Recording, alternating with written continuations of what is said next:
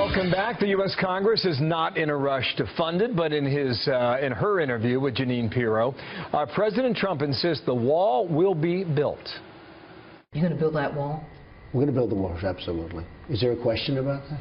There's no question about it. That from just a few hours ago. That same issue came up with Tucker and Univision anchor Jorge Ramos. Jorge, thanks a lot for joining us. So the president's border wall, you have basically implied that the presence of such a wall is an attack on all Latinos everywhere and, in effect, racist. My question is, why is the idea of a wall illegitimate? Why is the idea of protecting your border somehow bigoted? No, I think every country has the right to protect its borders, but I think immigration is a complicated issue. It's an economic issue mostly. It has to do with supply and demand, and we are responsible for that. All these immigrants are not coming because they want to go to Disneyland or because they want to kill Americans, as Donald Trump has suggested. They come here because there are thousands of American companies hiring them and millions of Americans who benefit from their work. So we are partly responsible for that. On the other hand, the wall is completely useless because almost 45% of all undocumented immigrants come by plane or with a visa. So Donald Trump says that he's really smart and good businessman, but that wall is not going to do anything at all to stop immigration. Well, if 55% don't come by airplane, that's the majority. So, I mean, it's not entirely insane to think that if you could get a handle on that, the overwhelming majority of illegal immigrants right now in this country came over our southern border through Mexico. They're not all Mexican, as you know. A lot are. But that would shut that down. Walls have worked in a bunch of different countries, including Israel, whose wall we helped pay for because it actually worked. So maybe your real fear is that it would be too effective. No, actually, there's no invasion, Tucker, and that's the interesting thing. The undocumented population has remained stable at about 11 million for the last half a decade. That hasn't changed, and as a matter of fact, more Mexicans are leaving the country than coming to the United States. So there's really no invasion. In other words, whatever we're doing at the border somehow is working. Some of the safest communities in the United States are along the border. So I don't think a wall is really going to help. And the last time I checked, we're not at war with Mexico. And Mexicans, by the way, are not going to pay a single cent for that wall. There's no way they're going to do that. Okay. Donald Trump can say whatever he wants, but they're not going to pay for that. Do you adopt this attitude at home? Do you have locks on your doors at home? I do, yeah. Of course. Well, are you at war with your neighbors? I'm very civil with my neighbors, but why do you have locks on your doors? Yes, and I think every country, and I agree with you, every country has the right to protect its borders. However, immigration is a really complex situation. We are complicit with immigrants. Immigrants are here because of us. Hold on. Wait, just back up for a second. Yeah. You just said you have locks on your doors, though you like your neighbors. You're not at war with your neighbors, but you still lock your doors at night. You probably have a security system. You may even have a wall around your house. I don't know. Why? Why do you lock your doors? Mm-hmm. What you are suggesting... No, I'm just asking a simple question.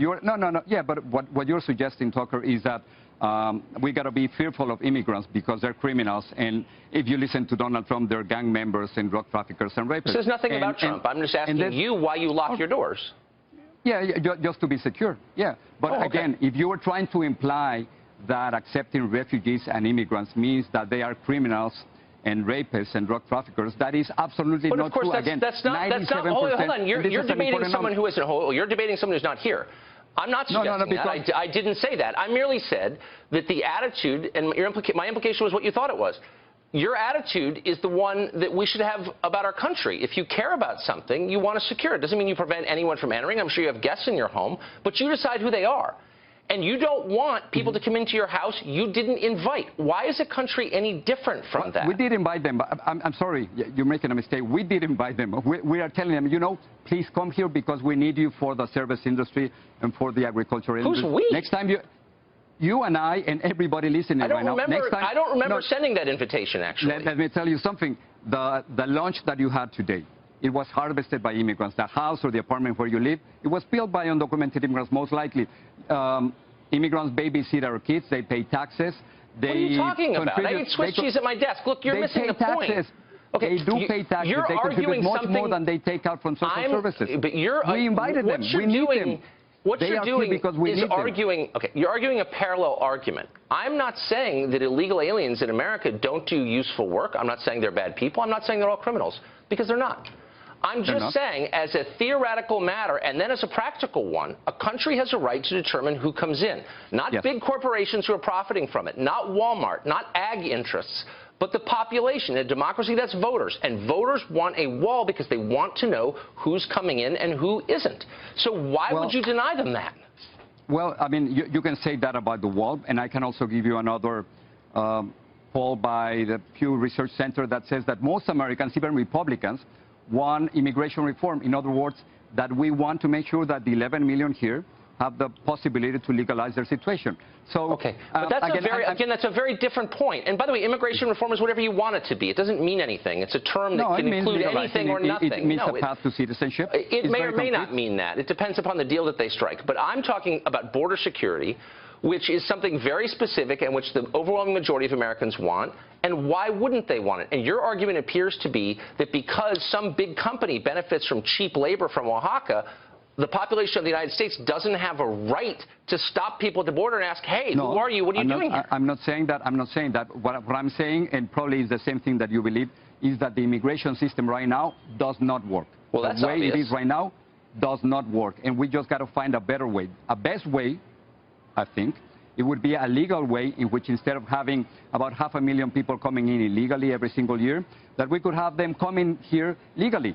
That's why you have that's why you have immigration reform. That's why you have agreements with Mexico and Canada. That's what I support. However, that's not what I'm hearing from Washington and from the Trump administration. But does it bother you as a progressive, as a man of the people, as someone who represents his viewers, and I've heard you describe yourself that way, that you take your immigration cues almost purely from big business in America, from the Chamber of Commerce? You're basically saying exactly what they want you to say. You're a lackey for the capitalist class here. Does that bother you at all? No.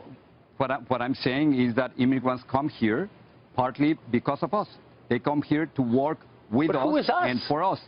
It is you, and it is me, and it is millions of Americans. Of course it is you. I don't employ anyone here illegally, and I don't care to. Indirectly, you do. Every time you go to a restaurant and you're paying your bill, you're paying partly to undocumented immigrants who are in the kitchen that you don't see. Every time that you go to a hotel, you are paying in your bill to the people who help you with your room and cleaning the hotel and help you in that hotel. Yes, you do. So what you're arguing we are paying indirectly to undocumented immigrants every single time. But I don't all the time. No, this is really simple. You don't want to recognize it. But we are supporting undocumented immigrants. Oh, so I don't have the moral standing to criticize it? Is that what you're saying? So until I stop eating in restaurants and don't participate in the American economy, I can't criticize it? What if I don't want to live in a system with a permanent illegal serf class that is being taken advantage of by employers and is a burden on our social welfare system, all of which is true? What if I don't want that? Is that okay? Or can I not say anything because I ate at Arby's last week? It's fine if you don't want to. The fact is that the undocumented population is already so linked to the system, especially with agriculture, with the service industry, that it is almost impossible to take them away. There's a movie, a really interesting movie, A Day Without Mexicans. It would be like a day without immigrants. It would be simply impossible here in the United States. Okay, I mean, so we couldn't function without undocumented immigrants. We can't have a wall. Look, nobody, again, just to be totally clear, nobody is attacking the nobility and decency of the overwhelming majority of immigrants who come here legally or illegally. A lot of them are great people. Probably most of them are great people. But it doesn't change the fact, I believe that actually, it does not change the fact that they're breaking American laws voted on by representatives that we voted for, and they're subverting our democracy as a result. This is not what the majority wants, and it shouldn't be allowed. They're breaking the law because of us. No, we are all complicit here. Okay. They're breaking the law because of us, Tucker. That's why they are here. I'm not complicit. You may be, Jorge. Thanks a lot for joining us tonight. I appreciate it. Thank you. Tucker and Jorge, thank you for that. They are negotiating round 2, so stay tuned when that happens.